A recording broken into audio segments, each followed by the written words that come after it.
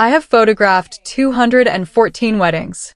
I know exactly how many because I keep a ledger, not for sentiment, not for nostalgia, but because every wedding is a contract and contracts require documentation, and documentation is the only thing that has ever reliably protected me. 214 ceremonies. 214 receptions. 214 mornings where I loaded my equipment into my car before dawn and drove to a venue where strangers were about to make the most significant legal commitment of their lives and needed someone to bear witness with a camera. I have seen grooms cry at the altar and grooms check their phones and grooms who looked at their brides with the specific, helpless expression of men who cannot believe their luck. I have seen every version of this moment that exists. I had never, in 214 weddings, looked through my viewfinder at the groom's face and felt the floor disappear beneath me. Until the morning of the Millsap-Warren wedding. His name, according to the booking details, was Alfred Millsap. He was marrying a woman named Solène Warren at the Carlisle House estate outside of Nashville on a Saturday in early October. The deposit had cleared 6 weeks ago. The shot list had been approved. I had spoken to the wedding coordinator, a capable woman named Tula, 4 times by phone and once in person for the venue walkthrough. I had never spoken to the groom directly. Brides manage the photographers. This is almost universal. Which is why I did not know. Which is why I arrived at 6:15 in the morning and unloaded my equipment and drank the coffee Tula's assistant handed me and walked through the ceremony setup with the easy, professional calm of a woman who has done this 214 times. Which is why I was standing 30 feet from the altar, lens up, frame composed, waiting for the groom to take his position, and when he walked through the side door in his morning coat and turned to face the room, I saw his face for the first time in 7 years. My hands did not shake. I want to be clear about that. My hands have a professional memory that operates independently of what the rest of me is experiencing, and they held the camera steady and the shutter fired and the frame was correct. But behind the lens, my entire life rearranged itself in the space of a single breath. I knew that face. I knew it the way you know the thing that ended you, not from photographs, not from memory that has softened with time, but from the kind of knowledge that lives in the body, in the chest, in the specific, permanent place that loss carves out and never fills back in. Alfred Millsap was the man who had destroyed my family. He had done it deliberately, with legal instruments and patience, and the unhurried certainty of someone who understood that the most complete kind of ruin does not announce itself. He had taken my father's business, the company my parents had built over 22 years, and dismantled it through a series of moves so clean and so incremental that by the time anyone understood what had happened, there was nothing left to contest. My father had not survived it. Not in the violent sense. He had survived in the way that some people survive things, technically, biologically, with his heart still beating. But something in him had not come back. He had died 3 years later, a smaller and quieter version of himself, and I had stood at his grave understanding that the cause of death on the certificate was not the accurate version of events. And now Alfred Millsap was standing at an altar 40 feet from where I was standing, waiting for his bride, and he had not yet looked at me, and the clock on my phone said it was 10:47 in the morning. The ceremony started at 11. The reception ended at 3. I had 4 hours to decide what to do with everything I knew. And, somewhere in the back of my mind, a question was forming that I could not yet fully hear, but that would become, over the course of that morning, the most important question I had ever been asked. Did he know who I was? Subscribe before you keep reading. Because the answer to that question is not the one you're expecting, and everything that follows depends on it being wrong about which direction the story goes. My name is Madeline David. I am 34 years old. I photograph weddings for a living, which is not what I planned and is also exactly what I should be doing, in the way that the things we arrive at sideways sometimes fit better than the things we aimed for directly. I grew up in Knoxville, Tennessee, the only child of Cornelius and Wren David, who ran a mid-sized commercial printing and design firm called Meridian Print Works out of a building my grandfather had owned and that my father had expanded twice in the 22 years since he took it over. It was not a glamorous business. It was steady, reputable, and deeply embedded in the local commercial fabric. The kind of company that printed annual reports and event programs and signage for half the businesses in Knox County and had relationships that had been maintained through handshakes and reliability for 2 decades. My mother handled the client side. My father handled the operations. I grew up doing homework in the back office after school and learning the specific vocabulary of a family business. The language of accounts receivable and vendor relationships and the negotiations that determine whether a company ends the quarter in the right column or the wrong one. I was 25 when the trouble started. I was 27 when it ended. I was 28 when my father died. The trouble, as we understood it at the time, was a series of financial pressures that arrived in rapid succession: a major client who didn't renew, a supplier dispute that delayed production and cost the company 2 smaller clients, a loan that had been extended and then called in on unfavorable terms. It looked like bad luck. It looked like the kind of accumulated difficulty that occasionally breaks businesses that have operated without significant margin for years. It took me 4 more years, working backward through the documents, to understand that it had not been bad luck. The client who didn't renew had been approached by a competitor offering terms that were, on examination, impossible to sustain at a profit. The supplier dispute had been initiated by a complaint to a regulatory body that traced back, through 2 intermediaries, to a filing made by a consultant retained by a company I had never heard of. The loan had been acquired and called in by a holding entity whose ultimate ownership was, at the time, genuinely difficult to trace. All 3 threads, when I finally found the center of them, led to the same place. Alfred Millsap had wanted the Meridian Print Works building. Not the company, the building, which sat on a block that had become, in the years following my grandfather's purchase of it, significantly more valuable than anyone had understood it would become. He had tried to buy it twice. My father had declined twice. And so Alfred Millsap, who was not primarily a man of direct approaches, had found a less direct route. By the time I understood all of this, there was nothing actionable. The statute of limitations on the relevant conduct had expired.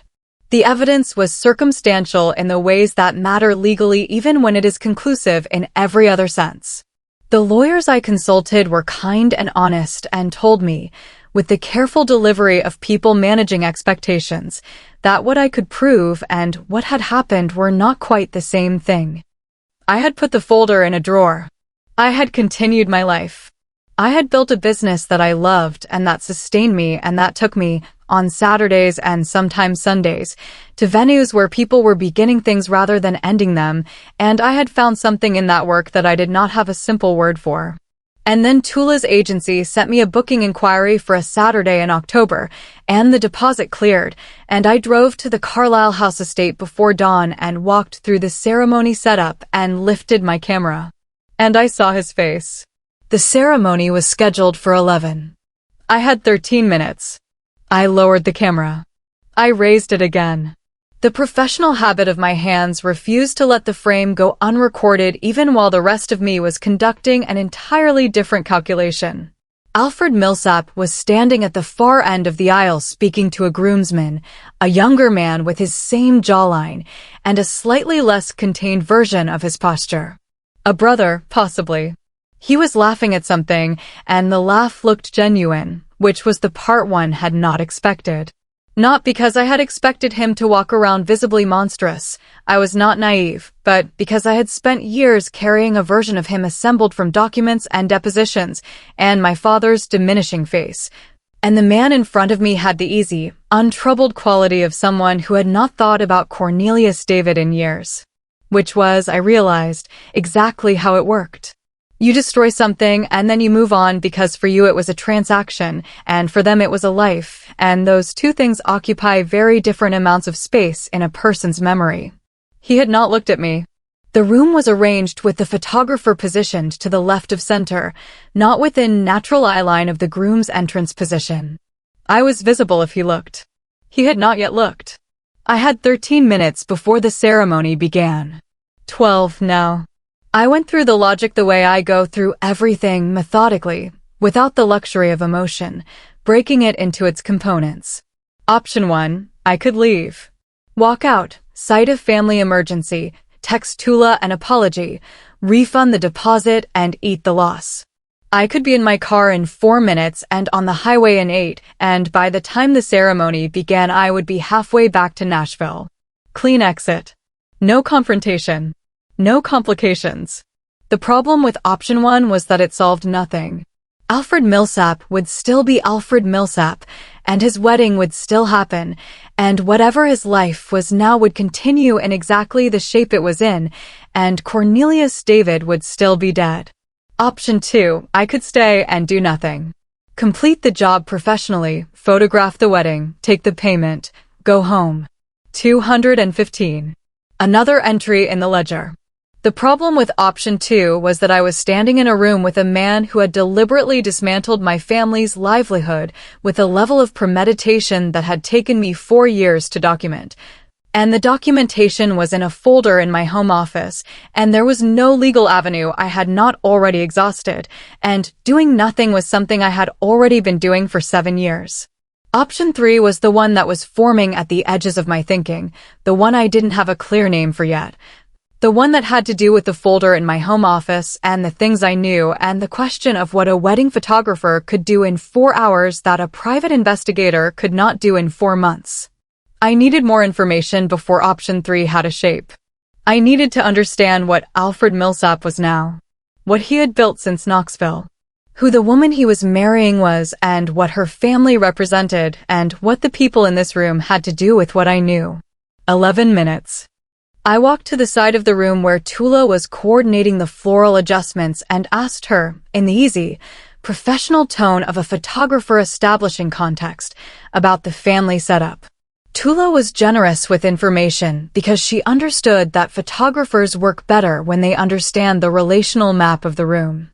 She told me the groom's family was seated on the left, that his father was deceased and his mother was in the second row, that the man who had walked in with him was a half-brother named Crew who was also the best man. She told me the bride's family had come from Zurich and that her father, a man named Edvard Voren, was the kind of person you treated with particular care because he had, as Tula put it, very precise expectations. What does Edvard Voren do? I asked, casually, as if it were a photographer's logistics question. Tula said he was in private investment and shipping. She said it with the tone of someone who had been told this and understood it to be a simplified version of something larger. Private investment and shipping. I filed it. I asked about Alfred Millsap's current work. Tula said he was in real estate development, primarily in the Southeast, and that the wedding had been partly organized around the groom's business travel schedule, which was apparently significant and somewhat unpredictable. Real estate development. He had always been in real estate. The Meridian building had been the early piece of something larger. I had known this in the abstract. Hearing it in the context of a wedding coordinate told me the larger piece was still being built. The processional music started. Tula touched my arm and pointed me back to my position. I moved there automatically, camera up, frame composed. The bride appeared at the end of the aisle. She was beautiful in the particular, composed way of a woman who has decided exactly what this day will look like and has executed the vision with precision. She walked with her father on her left, and Edvard Voren's face as he looked at his daughter was the face of a man for whom this wedding was also a transaction and who was satisfied with the terms. Alfred Millsap turned to watch her come down the aisle. And as he turned, his eyes moved across the room in the natural sweep of a man orienting towards something important, and for one fraction of a second they passed over me. He did not stop. He did not register. He looked at his bride and his face did the thing that grooms' faces do, and I photographed it, and my hands were steady, and behind the lens I was already building option 3. I shot the ceremony on instinct. 22 years of watching my parents run a business had given me the same quality my father had always had at his best, the ability to operate a surface function competently while the deeper level of my mind was doing entirely different work. The vows were conventional. The officiant was a man named Osgood who had clearly performed this enough times to have developed a reliable rhythm and the specific, practiced warmth of someone who understood that his job was to make the moment feel inevitable. Solène Voren cried at the right point. Alfred Millsap held her hands and looked at her with something that appeared, from 30 feet and through a lens, to be genuine. I photographed all of it. I kept moving. I kept the professional smile in place for the moments when a member of the wedding party glanced my way, which is the fundamental skill of the working photographer. You are present enough to capture everything and invisible enough that the room forgets you're in it. While I moved, I thought. What I knew about Alfred Millsap could be organized into 2 categories, and the boundary between them was the most important line in everything I had spent 4 years building. The first category was what I could prove. This was smaller than it deserved to be and larger than most people understood it to be. I had documentation showing that a holding entity connected to Millsap had acquired the loan on Meridian Print Works from the original lender. I had documentation showing that a consultant retained by a company in Millsap's portfolio had filed the regulatory complaint that triggered the supplier dispute. I had communication records, not subpoenaed, obtained through a civil discovery process in a related matter that I had been peripherally involved in, showing that Millsap had been informed of both actions before they concluded. These documents, individually, were circumstantial. Together, they formed a pattern. The pattern did not constitute proof of a crime that could currently be prosecuted. What it constituted was a story that, told correctly to the right audience, was very difficult to explain as coincidence. The second category was what I knew but could not prove. I knew that the regulatory complaint had been fabricated. I knew this because the underlying claim, that Meridian had violated a specific materials handling standard, was false, demonstrably false. And the inspector who had filed the report had later been dismissed from his position for reasons that were documented but not connected in any public record to the complaint about my father's company. I had not been able to establish the connection legally. I believed the connection existed. I knew that Edvard Voren was not simply a private investor and shipping businessman. I had spent the 30 minutes between the end of the ceremony and the beginning of the cocktail hour standing near a window in the photography staging area, typing his name into databases I subscribed to for due diligence purposes. Edvard Voren appeared in 3 separate financial crime watch lists from European regulatory bodies, not as a convicted party, but as a connected party to structures that had been investigated in Switzerland and the Netherlands. The investigations had not produced charges. The connection was documented. Alfred Millsap was marrying into something larger than he had been before, or he had found something he already belonged to. The question forming in option 3 was this: what happens when you put those 2 categories together in front of the right eyes? The lawyers I had consulted had told me what I could not do with what I had.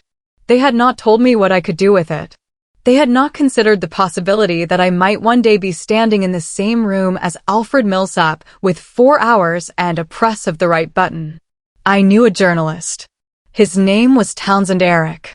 He wrote for a publication that covered financial crime and regulatory failure in the Southeast, and he had the specific, patient energy of a man who understood that the best stories were the ones that had been assembled over years and were waiting for the piece that made them printable. I had met him at an industry event 3 years ago. We had spoken twice since, once when I had shared some of the Meridian documentation with him on background and once when he had called to tell me that the documentation was interesting but incomplete. Incomplete is a different word from wrong. The cocktail hour was 45 minutes. The reception was 2.5 hours. I had access to a room full of people connected to Alfred Millsap, and I had a camera, and people talk to photographers at weddings in the way they talk to bartenders, with the casual openness of people who have decided that the person in front of them is furniture. I was not furniture. I had a contact sheet in my phone with 46 names and phone numbers I had assembled over 4 years of tracking Millsap's business connections. 3 of those names were at this wedding. I had identified them during the ceremony. A man named Drax Holland, who appeared in 2 of Millsap's documented real estate partnerships, a woman named Faye Casson, who had been on the board of the holding entity that acquired my father's loan, and a man I knew only as Gerard, who had been present at a closing I had attended in a monitoring capacity 3 years prior. 45 minutes of cocktail hour. The camera gave me access to all 3. How much could I confirm in 45 minutes? Madeline David has a camera, a contact list, and 45 minutes of cocktail hour. Subscribe, because a woman with a professional reason to stand next to every person in the room and ask questions is genuinely the most dangerous thing at this wedding, including Alfred Millsap. The Carlisle House estate had a terrace off the east wing where cocktail hour was staged, low tables with arrangements of pale roses, servers moving through with champagne and small plates, the low ambient sound of a string quartet playing at a volume calibrated to allow conversation rather than interrupt it. The light at 3 in the afternoon was the best light of the day at this venue, which I knew from the walkthrough, and I moved through it with the unhurried purpose of someone optimizing angles. I photographed the guests in the way I always photograph guests during cocktail hour, moving through the space, pausing at groups, making the small, warm eye contact that signals I see you and you look wonderful and prompts people to relax their faces into something genuine. People like being seen at weddings. The photographer is often the only person in the room whose attention is entirely on them, and they respond to that attention the way anyone responds to being noticed, with openness. Drax Holland was standing near the balcony railing with a drink in one hand and his phone in the other, the specific posture of a man who has decided that his business will not pause for a wedding. He was large and unhurried, with the kind of physical confidence that comes not from fitness, but from decades of being the person in every room who has already decided what happens next. I approached him with my camera up, as if composing a background shot of the terrace, and let my movement bring me into his peripheral space. He looked up. I offered the expression. He responded the way they always do. Beautiful venue, I said. It is the universally acceptable opening. Carlisle knows how to do it, he agreed. I mentioned the light. He agreed about the light. I mentioned that I'd photographed a wedding here 2 years ago and that the terrace was one of my favorite spots. He said he'd never been here before, that he was down from Charlotte for the occasion. I asked how he knew Alfred and he said through business, going back 6 or 7 years, that Alfred was one of those people you met once in a deal and ended up working with for a decade. He said it with the easy, unself-conscious warmth of someone describing a professional relationship they found genuinely satisfying. I asked what they worked on together. Development, he said.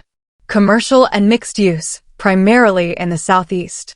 He mentioned 2 project names, and one of them I recognized from the documentation I had assembled, a redevelopment in Chattanooga that had moved through permits at a speed that my research had flagged as unusual.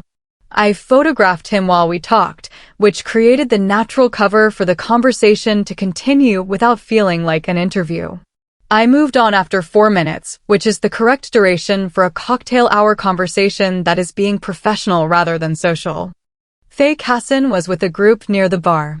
She was in her late 50s, well-dressed in the way of women who have learned that understatement is its own authority, and she was speaking with a focused animation that told me she was engaged in a conversation she was directing rather than participating in.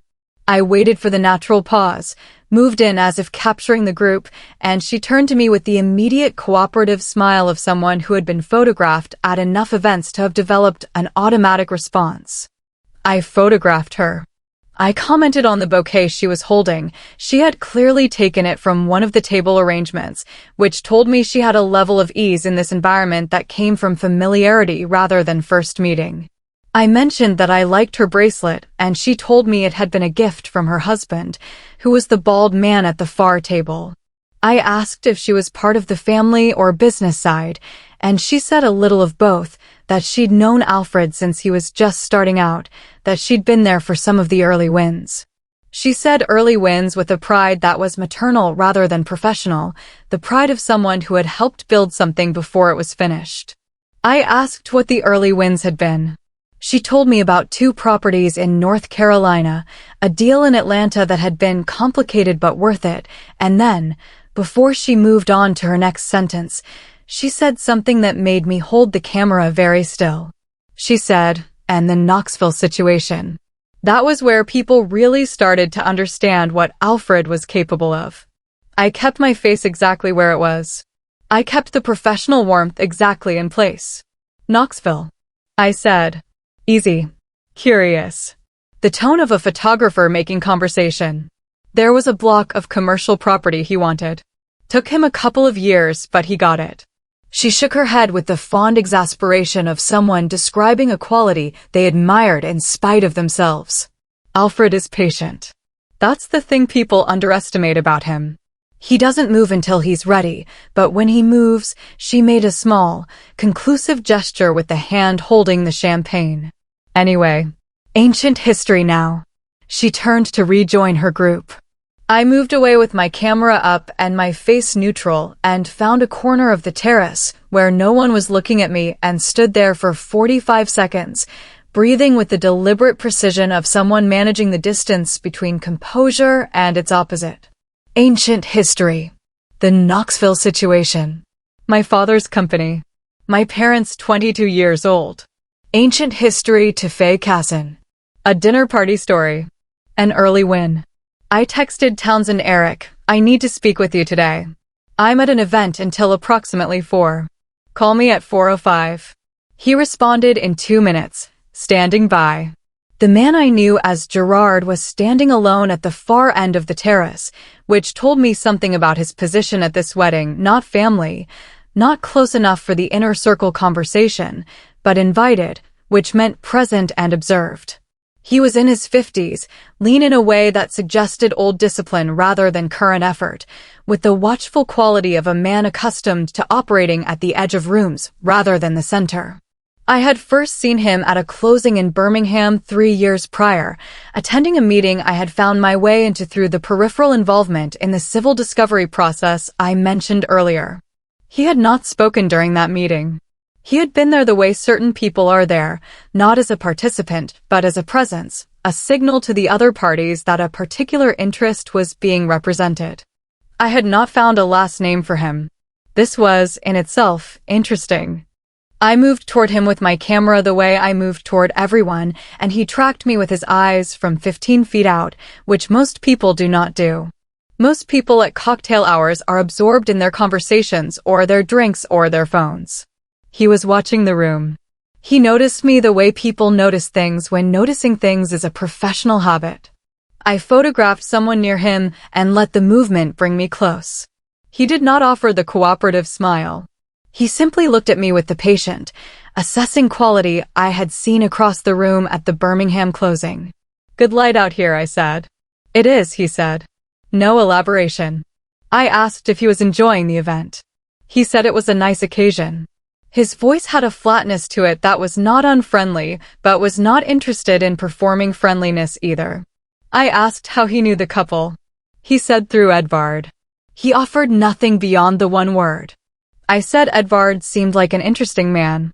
He looked at me for a moment with an expression I could not fully read, not suspicion, not quite, but the sharpening of attention that happens when someone hears a sentence that contains more than it appears to. He has particular interests, he said. What kind? The kind that benefit from discretion. He looked out at the terrace, which is probably not a topic for a wedding reception. He was not being unfriendly. He was being precise, which in my experience is a more informative quality than friendliness. A man who speaks in precise boundaries is a man who knows what lives beyond them. I moved on. I had what I needed from Gerard, which was not information but confirmation, the confirmation that the Voron connection to this wedding was not simply the marriage of a businessman's daughter to a man she loved. There were interests involved. There were structures involved. And the man standing alone at the end of the terrace was there to represent those interests in the way that people like Gerard represent things silently, by being present. I spent the last 15 minutes of cocktail hour in the photography staging area, going through my phone. I had spent 4 years building a documentation file on Alfred Millsap. In the last 3 years, I had expanded it into territory I had not originally planned to explore, following the companies connected to his activities forward rather than backward, mapping where the pattern had gone since Knoxville. One thread that I had never fully understood was a series of what appeared to be consultancy payments flowing between two of Millsap's entities and a shipping holding company registered in the Netherlands. I pulled up the Netherlands company on my phone. I had noted it in my file 18 months ago and then moved on because I could not establish the connection to Millsap's operations with sufficient clarity to be useful. The Netherlands company's registered agent, as of 18 months ago, had been an entity I hadn't recognized. Today, standing in the staging area of the Carlisle House estate, I ran the agent name through the financial crime database I had open on my phone. The agent was a subsidiary of a structure ultimately controlled by Edvard Voren. Alfred Millsap had been doing business with his future father-in-law's organization for at least 3 years before this wedding. The wedding was not the beginning of a connection. It was the formalization of one, which meant everything I had documented about Millsap's operations potentially connected to everything that European regulatory bodies had been investigating about Voren's. Which meant the story I had been building for 4 years was not a local story about a man who destroyed a family's business to acquire a commercial building. It was part of something larger and more current and considerably more interesting to a financial crime journalist with national reach. I texted Townsend Eric again. What I have is bigger than Knoxville. Can you get me to the right person at the right publication before Monday?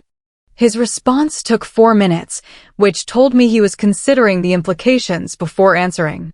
Yes, but I need everything you have, documented and organized, by Sunday night. I had 1 hour and 40 minutes left at the reception. I had not yet been directly addressed by Alfred Millsap. I was beginning to understand that the question of whether he recognized me might be less important than the question of whether I recognized the full shape of what I was standing inside. Madeline has connected Millsap to Voren to a 3-year financial arrangement, and she still has a wedding cake to photograph. Subscribe, because the next person to speak to her at this reception is Alfred Millsap himself, and he has a question she was not prepared for.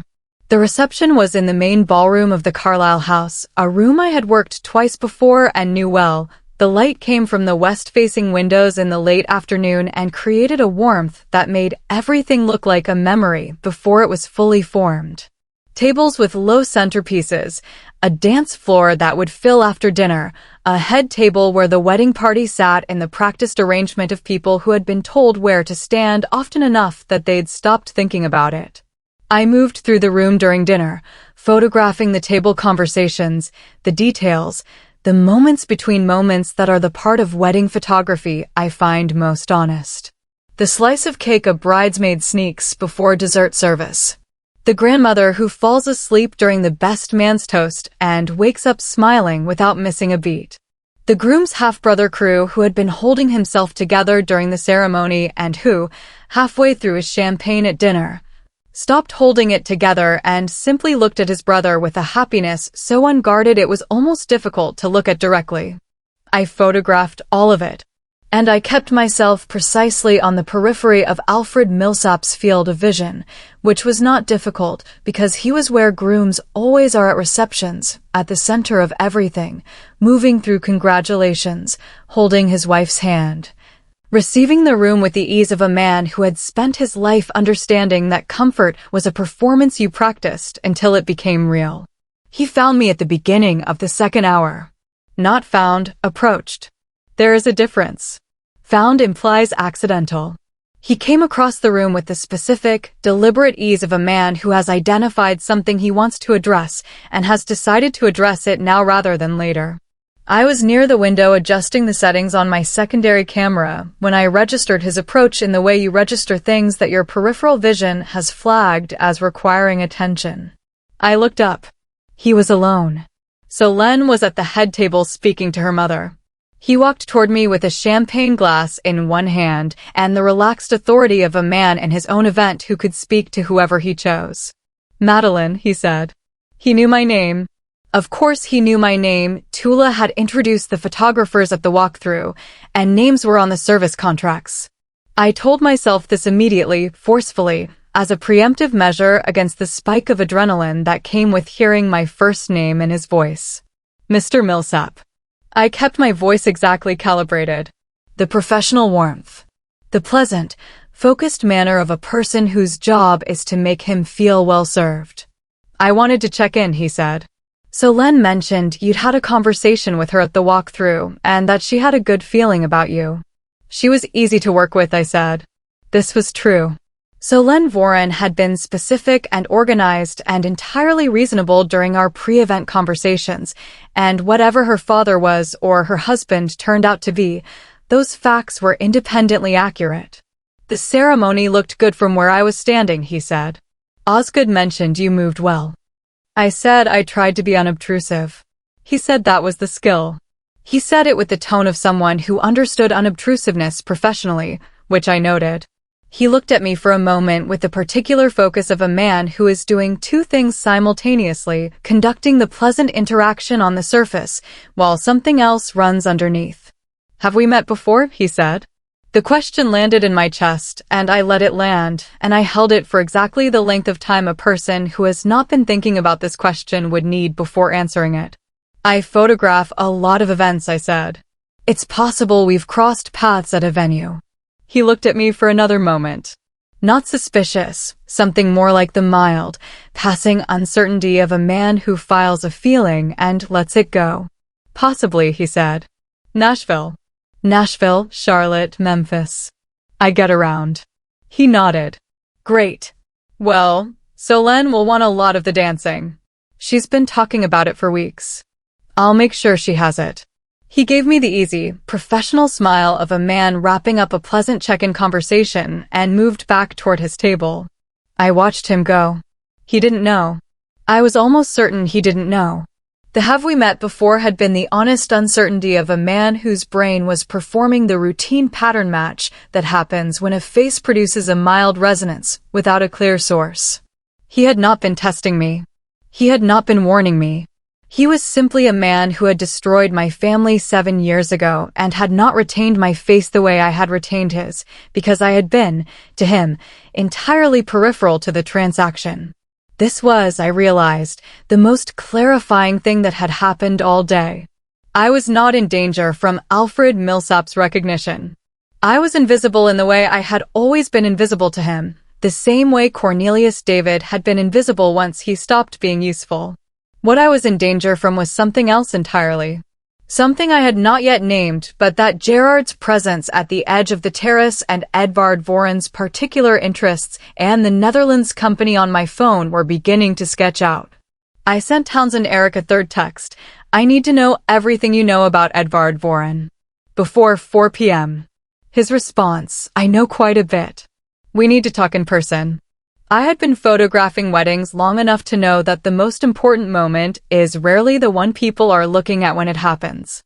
The meaningful shots, the ones that end up on walls and in albums and get described 20 years later as the image that captured something true, are almost never the composed, anticipated ones. They are the accidentals. The moment the frame holds something the people inside it didn't know they were showing. I was photographing the dance floor when I captured it. The shot was not composed for what it contained. I was tracking Solène and her father, who were sharing a father-daughter dance before the general dancing opened up, and I was moving around the edge of the floor to get the angle that caught their faces rather than their backs. The movement took me close to the head table, where Alfred Millsap was seated watching his wife dance with the relaxed attention of a man well satisfied with how the day had gone. Behind Millsap at the table was Gerard. And Gerard, in the moment the shutter fired, was showing Millsap something on his phone. I did not see what it was in the moment. I was tracking the dance floor. I heard the shutter, moved my eye from the viewfinder, registered the image on the camera screen for a fraction of a second. Solène with her father, Millsap in the background, Gerard's hand extending the phone, and moved on. At the first break between sets, I scrolled back through the day's images in the staging area. I found the frame. I expanded it. Gerard's phone, visible at the edge of the image, displayed what appeared to be a photograph on its screen. The resolution at that distance was not clean, but my camera was a professional body with a sensor that captured detail beyond what the eye could process in the moment of shooting. I zoomed in on the phone screen in the image. It was a photograph of a woman. It was not Solène. It was not anyone I recognized from the wedding party. It was me. Not today's me. Not the version of me with the camera and the professional posture and the charcoal blazer I had worn for the occasion. It was a photograph that I recognized from the context of what I was wearing and where I was standing as having been taken approximately 3 years ago. At the Birmingham closing I had attended as a peripheral observer of the civil discovery process. Someone had photographed me at that meeting. I had not known. Someone had kept the photograph for 3 years and brought it to this wedding. I set down my camera and sat in the staging area and thought about what this meant with a clarity that was cold and complete and operating at a speed that left no room for any of the feelings that were theoretically appropriate to this moment. Gerard was not at this wedding for Edvard Voren. Or not only for Edvard Voren. Gerard was at this wedding because someone, at some point, had identified me as a person of interest in relation to Alfred Millsap's operations and had tracked my activities to the point of photographing me at a closed business meeting, and had been carrying that photograph for 3 years. Which meant one of two things. Either they had identified me as a potential threat and were watching to see if I acted on it, or they had identified me as something else, an unknown variable in a larger equation that had nothing to do with my father's company. The question was no longer whether Alfred Millsap recognized my face. The question was whether Gerard had connected my name on the photographer's contract to the photograph on his phone. I had 2 possibilities in front of me, and I had approximately 1 hour before the reception concluded to determine which one I was inside. I opened my contacts and called Townsend Eric. He answered before the second ring. I told him about Gerard. I told him about the photograph. I told him about the Netherlands company and the Voren connection and the 3-year timeline. There was a silence on his end that was not uncertainty. It was the silence of a man reorganizing a mental filing system. I know Gerard, he said. Or I know of him. His full name is Gerard Wasmark. He's been a peripheral figure in 2 separate financial crime investigations in the past 5 years, one in Belgium and one in Georgia. Both times he appeared, assessed, and disappeared before anyone could establish what his role actually was. What do you think his role is? I think he's the person who evaluates risk for a specific category of operation, Townsend said. Not the person who manages the operation. The person who identifies when something has become a liability. I held the phone and looked at the staging area wall and thought about the word liability. Am I a liability or an asset? I asked. Townsend was quiet for 4 seconds. I don't know, he said. But I think you need to leave that event before the end of the reception, and I think you need to come directly to my office, and I think you need to bring everything you have. I looked at my phone. The reception was scheduled to end in 52 minutes. I have photographs to deliver, I said. Madeline. I have one more thing I need to do, I said. And then I'll come. Gerard Wasmark has a 3-year-old photograph of Madeline on his phone at her groom's wedding. Subscribe, because what Madeline does in the next 45 minutes is either the smartest thing she's ever done or the riskiest, and the line between those 2 things has never been thinner. I had 1 move left before I walked out of the Carlisle House estate and drove to Townsend Eric's office. It was not the move I had been building toward when I arrived. It was not the move I had been imagining on the drive down, in the version of this day where I stood at the edge of a room with 7 years of documentation and finally found the right moment to act on it.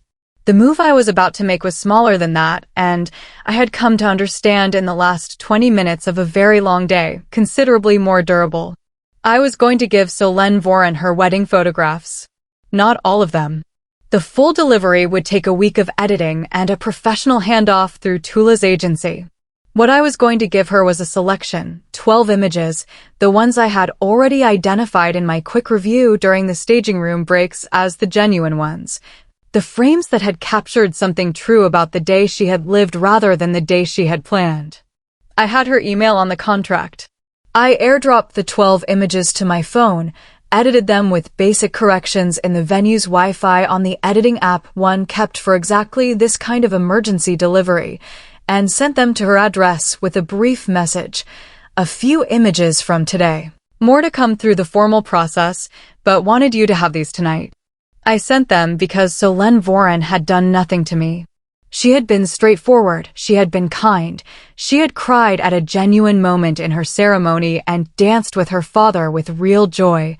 And whatever her husband was, and whatever her father was, and whatever the structure of this particular family's empire contained, she was a person who had gotten married today and deserved to have the photographs that proved it. I sent them because the 47-year-old version of myself, if I ever got there, needed to have done this correctly. And I sent them because I needed 4 minutes near the main ballroom entrance while the final dancing was underway, and delivering the message to Solène's phone gave me a reason to be standing in that specific location. Gerard Wasmark was at the bar near the entrance. He saw me approach. He tracked me the way he tracked everything, with the patient, assessing quality of a man who reads movement before he reads expression. I stopped a few feet from him. I did not perform surprise. I did not perform anything. I said, "You were in Birmingham 3 years ago. The commercial property meeting on the 14th floor." He looked at me for a long moment. His expression did not change significantly.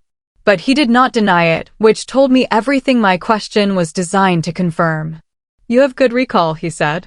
"I'm a photographer," I said. "Faces are my professional vocabulary." "Is that all they are?"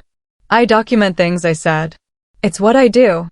I document them carefully, and I keep them organized, and I make sure they're stored in places I can retrieve them from when the time is right." I held his gaze. He held mine. "What do you document?" he said. "Everything I can see," I said. "From wherever I'm standing." Another pause. He turned his champagne glass once in his hand. "That's a reasonable practice," he said. "I think so. Careful people stay careful," he said. It was not a threat. It was something more ambiguous than a threat, a mutual acknowledgement dressed as advice. "They do," I said. "I'll let you enjoy the rest of the evening." I left.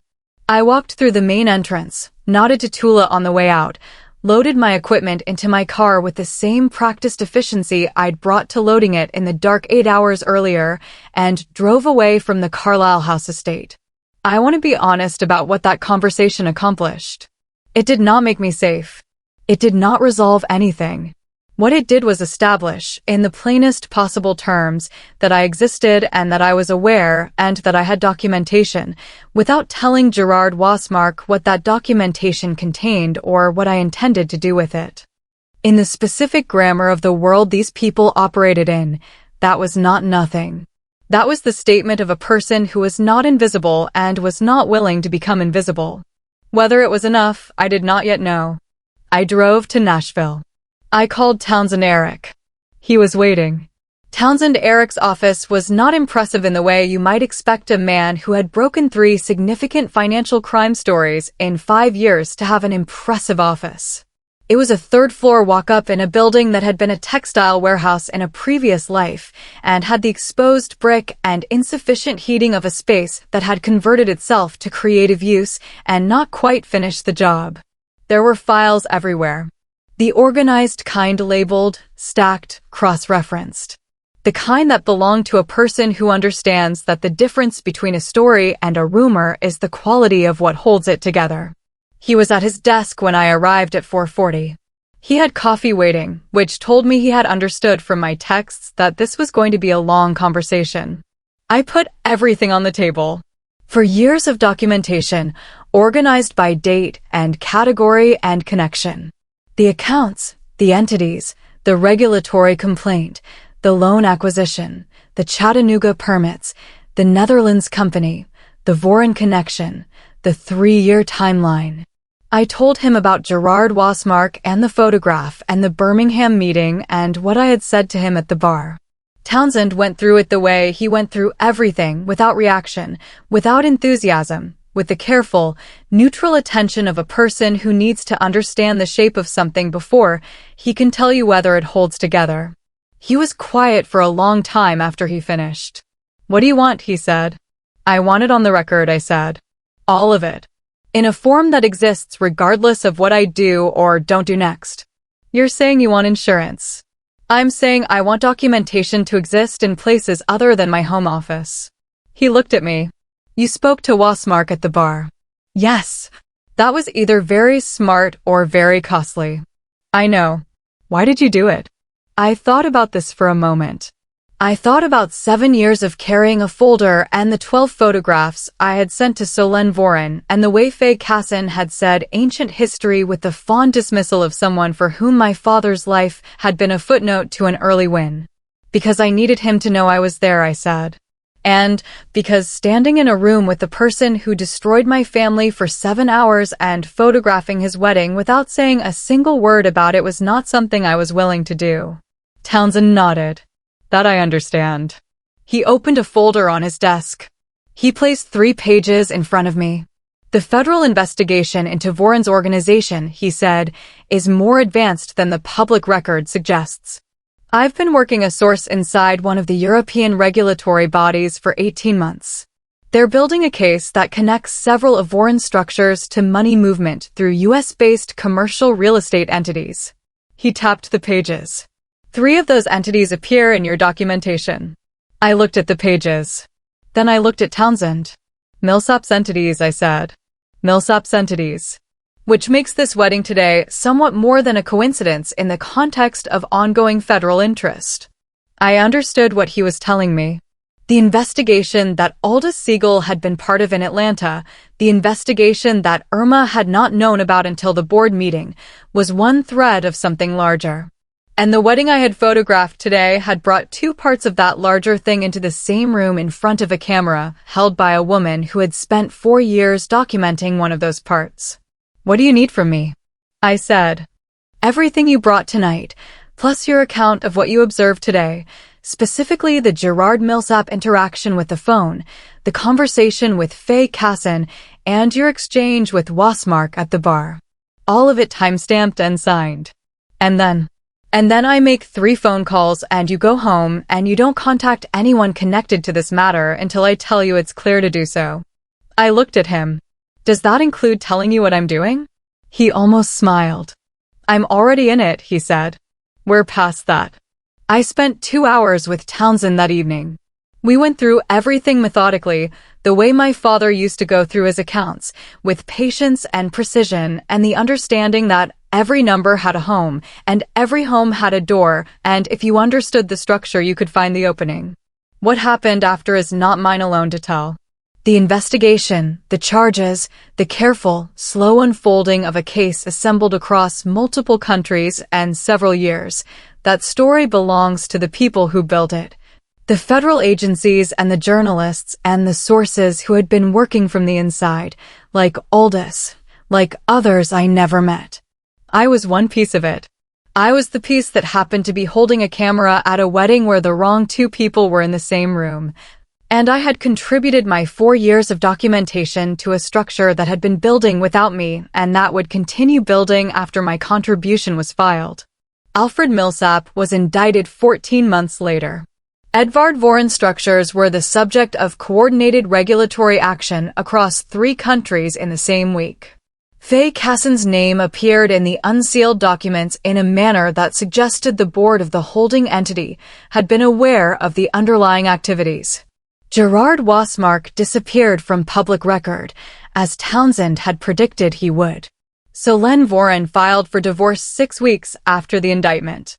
I know this because Townsend told me, and because I had sent her the final wedding photographs through the formal delivery process 3 weeks before the indictment, before the story had any public shape.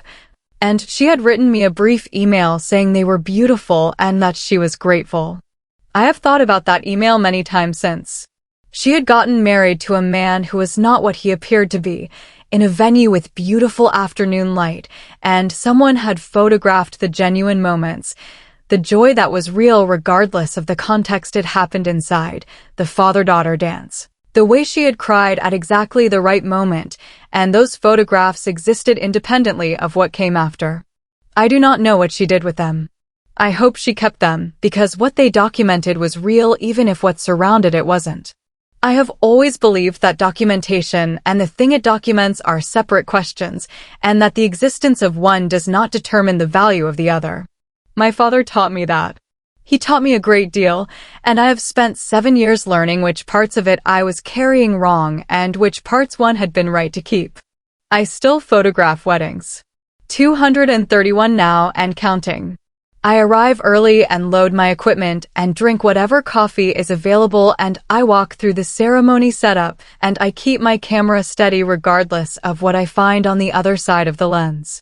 Every wedding is a document. Every document is a door. And if you hold the key long enough, you find the opening. It just takes time. The end. From an 8-hour wedding to a 14-month federal investigation, Madeline David's story proves that the most dangerous person at any event is not the one with the power or the money or the name on the venue contract. It's the one with the camera, the documentation, and 4 years of meticulous preparation standing in plain sight. Alfred Millsap hired a photographer to capture the best day of his life. He did not consider that the best photographers are always watching what the room is not performing for them. Gerard Wasmark should have checked the photographer's file before the booking cleared. Faye Casson should not have said ancient history to a woman whose father's business was the ancient history in question. And Alfred Millsap should have remembered that every transaction leaves a record, and that the record lives somewhere, and that somewhere has a person. Hit subscribe for next week's story. A hospital administrator discovers that the anonymous donor who just funded the new children's wing is the same man who filed the insurance fraud that bankrupted her sister's practice 3 years ago. She has 1 gala and 72 hours to decide what to do with what she knows. The ending will stop you. See you there. Real talk.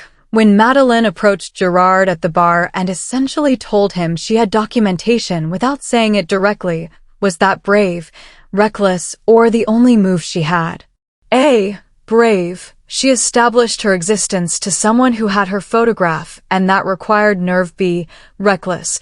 She had everything she needed and should have walked out without drawing attention. C. The only move. Staying invisible was never actually an option once she saw that photograph on his phone. D. None of that matters because Madeline David photographed her father's destroyer's wedding, sent the bride 12 genuine photographs because it was the right thing to do, and then handed 4 years of federal evidence to a journalist before dinner, and she did all of it in a charcoal blazer with a camera strap around her neck. Drop your answer below.